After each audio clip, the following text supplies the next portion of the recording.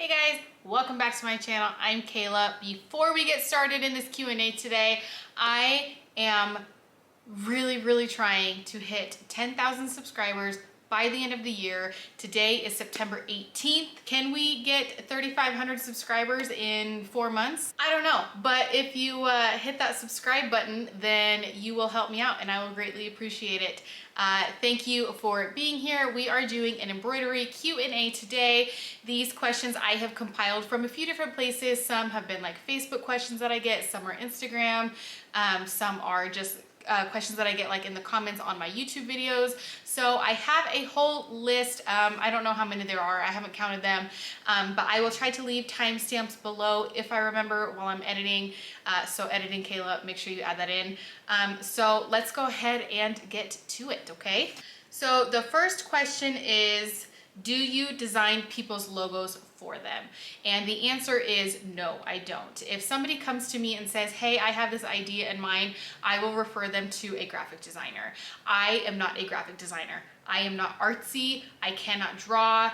That is not my thing, and I'm not afraid to admit that, so I will refer them to a graphic designer.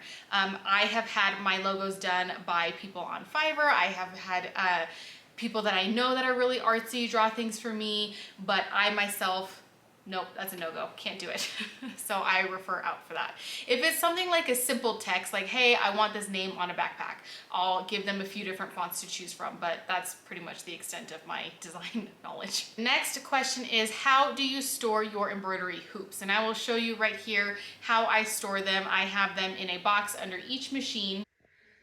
Under each of my machines, I have these big 66 quart tote boxes, and this is how I store my hoops. So I have this box for the EM1010, and then I have this box for my TC. This really helps me, you know, I have a 5x5 mighty hoop for both of them, so this helps me not get them mixed up.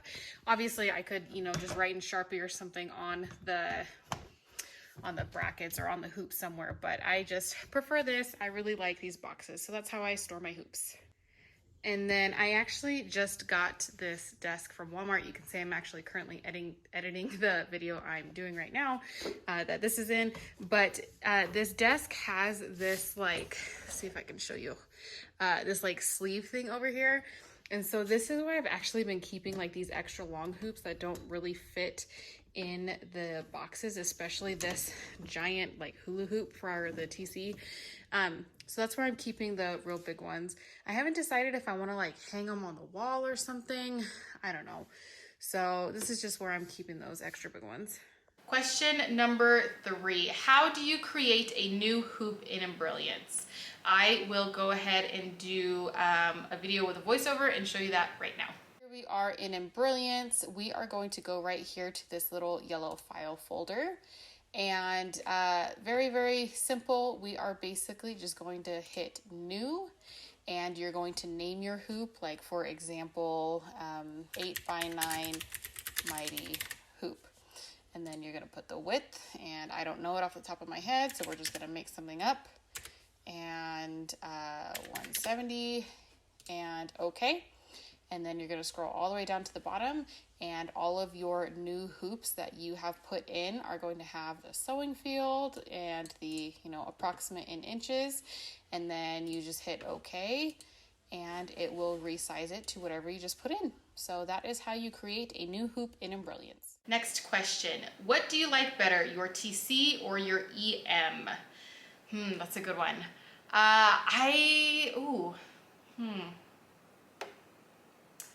like them both. I mean, obviously I like them both. I like the TC better, obviously, because it's better with hats, but I do like the TC better because it's quieter. It's quieter than the EM1010. And that I really like, especially since, you know, there's more needles. It's a lot more industrial than the EM1010. So honestly, that's not something that I was expecting, was for it to be quieter. So I do really like that. Especially if I'm like working late and my kids are sleeping. A lot of you guys know I work just out of an extra room in my house. So having a quieter machine, you know, while my kids are sleeping is a plus. So honestly, I would probably say the TC, just because better with hats and it's quieter. So TC, final answer. Next question, do you do your own digitizing? I wish I could. I have taken a class. I took a class from Janae at Ricoma and it was absolutely amazing.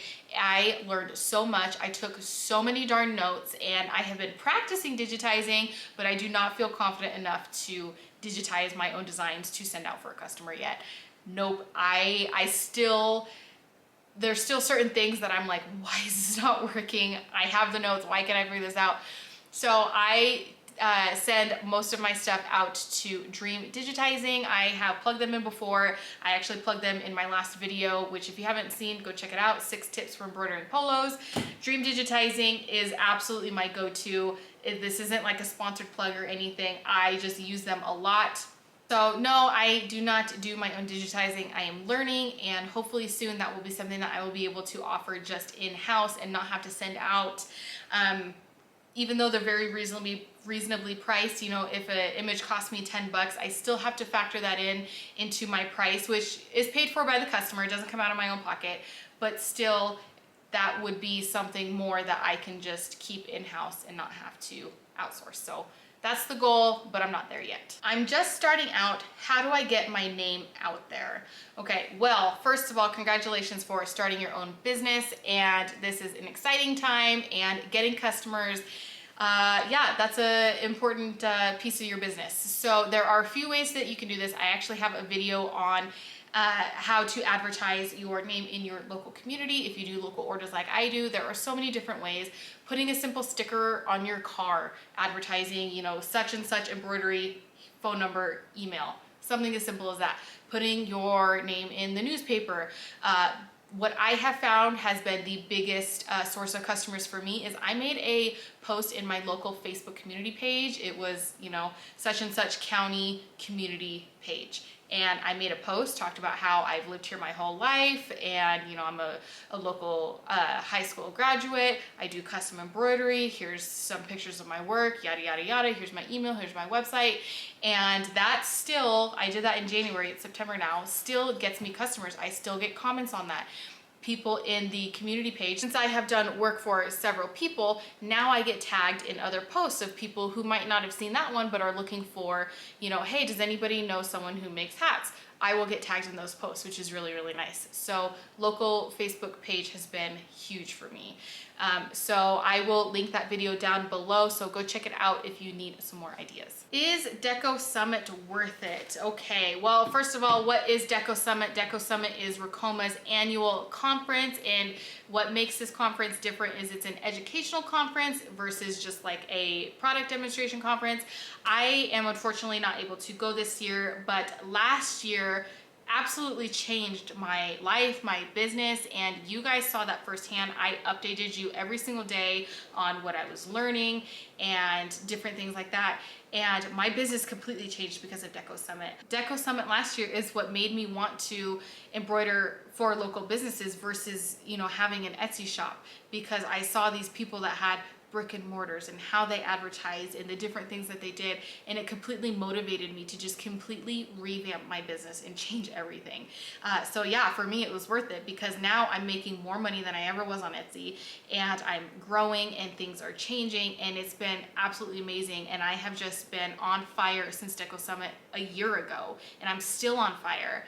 And I wish I could go again this year, you guys. I really, really do, but we've had several things come up. We just took a family vacation to Legoland, and it just you know, wasn't in the cards for me this year. But yeah, if you are trying to grow a business, even if you haven't even started your business yet, but you still need to learn, there are so many educational seminars that you can take at Deco Summit. Go on the website, I will link it down below. You can look at the different speakers, you can look at what is scheduled, the different classes that they're gonna have. They have digitizing classes, they have 8-in-1 fast frame classes, they have like the robot frame classes, fast frame. I mean, pretty much anything that you can do with your machine, they have training and classes there for. And if you get a VIP ticket, you get hands-on training with the machine. So even if you don't have an embroidery machine at home, but you say, you know what, I've really been looking into getting a TC 1501, if you get a VIP ticket, you'll get hands-on training for that machine. They have hands-on training for multi-heads all the way down to the EM 1010, which is what I did last year. So I would absolutely say it's worth it if you can afford it. It is expensive, I'm not gonna lie. In my opinion, it is expensive, but it is still discounted right now. I should have a code that still works. I will leave it linked down below. I think Kayla Deco 23 still gets you an extra 10% off your ticket. So if you can afford it and you're looking to grow your business and need help, need advice, need business advice, need business guidance, I would absolutely say it's worth it. So check all that information out below, check out their website and see if it's something that you can afford. It absolutely changed my life last year and I wish I could go again. Okay, next question. Whoops, exited out. Okay, next question. Are fast frames worth it? I think so. It's not something that I use daily, but it's definitely something that comes in handy when I get, you know, like a pocket on a backpack that needs a name that, you know, is too tight for like a mighty hoop or something. It's nice to just be able to say, well, you know what, let me try this and see if it works, and it works. So I think they're definitely a good thing to have on hand. I don't know that I would say it's a necessity, but it definitely helps if you find yourself in a bind like that. I've done many videos with them. I've done horse saddle pads, I've done backpacks, I've done the back of hats with them. So I've done quite a few things with my fast frames, and every single time I have said, I am so glad that I had these. So I think they're worth it. What thread do you use, and do you use cotton thread? All of my thread that I use is polyester. I prefer polyester because it doesn't shrink like cotton thread does. And you will notice that most embroidery thread comes in polyester anyways. And the brand I typically buy is Candle thread, not for any particular reason other than it's like half the price of the Madeira cones. And I have noticed a little bit more shredding with the Candle thread, but for the price versus the Madeira cones, I would rather run my machine just a little bit slower and not have the shredding versus paying double the price of a cone and being able to run it faster. So, I mean, it's kind of like, you know, 6 eggs in one, half dozen in the other. You know, I would rather pay less. You know, some people would argue, yeah, but the time would save you. And so I don't know. I just prefer Candle thread. I prefer paying cheaper up front and just running it a little bit slower. I don't know if everybody has that problem with Candle thread with it shredding, or maybe if it's just me. I've been playing around with tension when I use my Candle thread. Yeah, so I'm still trying to figure it out, but I use Candle thread mostly. What embroidery software do you use? I bounce back and forth between Embroids and Ricoma. I like Ricoma for if I get a design from Dream Digitizing and I say, you know, oh shoot, that logo has the little TM on it and the customer didn't want that. Instead of sending it back for an edit, I can just delete that in Ricoma real quick. Whereas in Embroids, I can't do that because I don't have the right version of it. I just have the real basic Embroids. So Ricoma is really good for that. Embroids, I have all of my fonts loaded into Embroids, so if I just need a quick name, I will use that instead of Ricoma. So it just depends on what I'm doing, but I bounce back and forth between both. Do you regret closing your Etsy shop? No, I do not. Not one bit. I have had a few moments where I'm like, maybe if I start from scratch, you know, something completely different, something like just wedding embroidered things or something like that. Like maybe I could be successful. Maybe I can do it right from the get-go. I am having such a fun time doing something different all the time, not coming up with a design, hoping somebody likes it and buys it. They're bringing me what they need and I'm providing that service, not hoping that, you know, somebody's gonna like the same design that, you know, 20 other Etsy shops have for Halloween themed shirts, you know. I love doing stuff for people's businesses, helping them elevate their brands, helping people have custom headwear, you know, custom hats, custom polos. I love helping people represent their brand and business. And I love seeing my stuff around town, like all the stuff that I do for the local coffee shop that you guys have seen. I love seeing people around town wearing stuff that I've made. I think it's so cool. And I don't mean that in like a boastful way or anything like that, just in like a, wow, like my little shop made that and that person liked it. And I love seeing people from, you know, employees from businesses that I've done stuff for, like they don't know me, but they're wearing my shirt representing their business. And I don't know, it's really cool to see. And honestly, I've made a lot more money doing custom business orders than I have on Etsy in a long time. And so obviously that part about it's really, really nice. You know, the not having to wait and hope that you get orders, having to constantly fall into some algorithm, constantly having to revamp your shop, having things shut down, having other people have the same designs, blah, blah, blah, blah, blah. I do not miss Etsy one bit. Where do you buy your blanks? There are two main places that I buy my blanks. One is Alpha Broder, the other is S&S Activewear. I'm working on getting a Sanmar account. I just haven't done the paperwork for it yet. If I need something quick, even though it'll be a little bit more expensive, I will buy from Jiffy Shirts. Jiffy Shirts, to my knowledge, is not technically a wholesaler. They're a retailer. You don't need a wholesale account to order from them. Anybody can order from them. So, you know, like a polo at Alpha Broder will be, for example, $20. At Jiffy Shirts, it'll be like $30 because they still have their own markup. It's not wholesale. But if I'm in a pinch, sometimes I can get stuff from Jiffy Shirts next day, so I'll buy from there. Just if I, you know, like I said, if I'm in a pinch, but usually it's Alpha Broder or S&S Activewear. How do I come up with a business name? That is a great question, and I hope I don't offend anybody with this, but I personally do not like names with creations or designs or something like that, like Kayla's Custom Creations. To me, it's not original. To me, it doesn't tell people exactly what you do. I think it's very trendy. I think it's overused. I personally don't like names like that. I like names that are unique, that stand out, that tell the customer exactly, you know, what your business is about, or at least, you know, the general idea. Like my name right now is Stitch Envy for my business. Stitch, obviously, I embroider, I sew, I, you know, do things with stitching.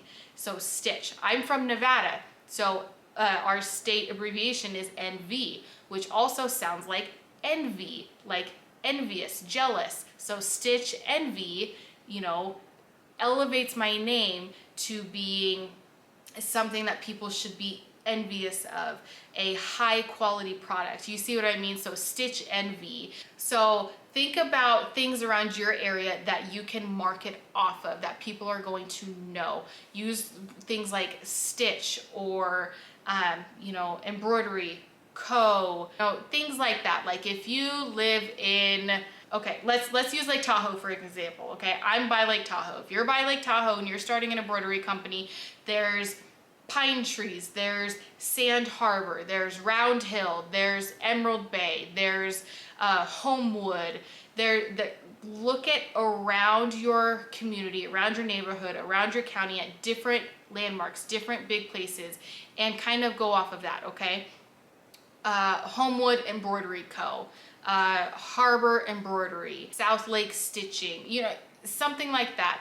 I don't know, this was probably all over the place, but I would look at, if you want to reach out to your local community, come up with a local name, something that means something to your local area, not just a random Kayla's Custom Creations. Make it personal, make it straightforward, make it easy for the customer to know what you're about.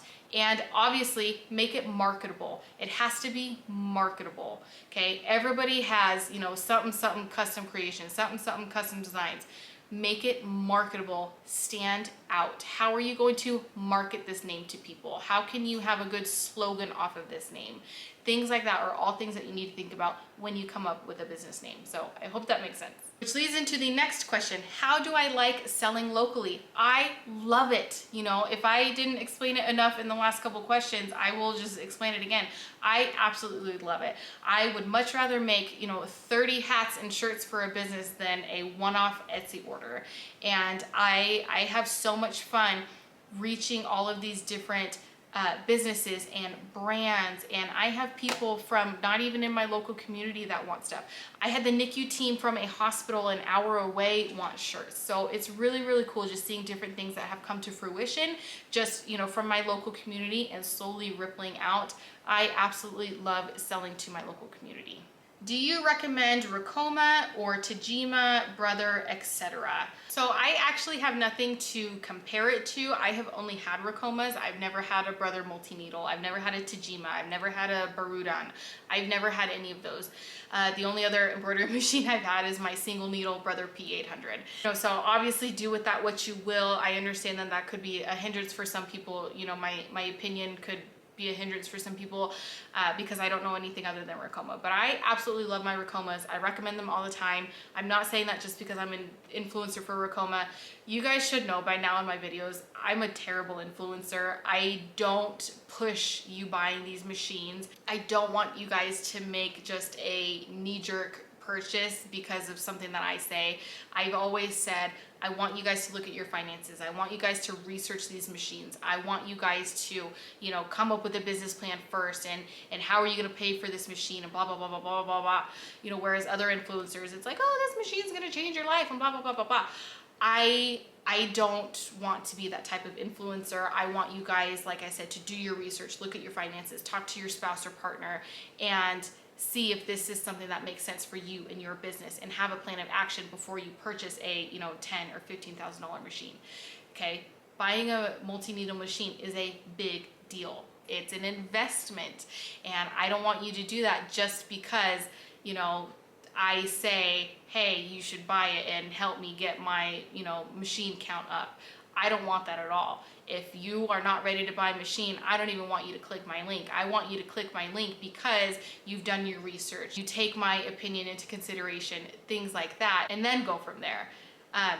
So yeah, I'm a terrible influencer in that way, but I absolutely recommend Ricoma. I have had nothing but success with my machines. You guys have seen over the last 2 years my business grow, and I actually have like way more ambitions and crazy things that I'm not ready to talk about yet that I have in the works. And let's just say hopefully soon I will have like a 6 head or something. So yeah, I absolutely recommend Ricoma over any of the other brands. And yeah, of course I have nothing to compare them to, but I also don't have a desire to buy another brand. And when I do upgrade or get a multi-head or whatever, it will be a Ricoma. So that's my opinion. So that's gonna do it for this Q&A today. Leave me a comment down below if you guys have any other questions that I didn't answer in this video. Thank you so much for being here. Again, subscribe and help me get to 10K by the end of the year. I would really, really appreciate it. And I will see you in my next video.